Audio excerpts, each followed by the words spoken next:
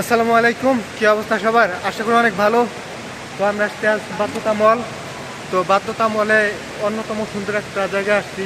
হয়তো এটা চীনাদের কোনো একটা কার্যক্রম হবে। এখানে বড় একটা নৌকা আছে, সেই এখানে অনেক পানি আছে। তো সকলে আসে এখানে ফটো ওঠানোর জন্য বা ঘোরার জন্য বেস্ট একটা জায়গা বাধ্যতা মল। কারণ এখানে হয়তো 4-5 ঘন্টায় হয়তো ঘুরে শেষ করতে পারবো না আমরা। তো দেখাই, এখানে একটা নৌকা আছে এবং সুন্দর পানির ঝর্ণাও আছে। পানি সুইং ব্রুজ খলিফার মতোই কোয়ালিটি, সুন্দর সিস্টেম। তো ফটোর জন্য বেস্ট একটা জায়গা হতে পারে সকলের জন্য এটা। তো এখানে এসে অনেকেই ভিডিও বানাচ্ছে, ফটো উঠাচ্ছে।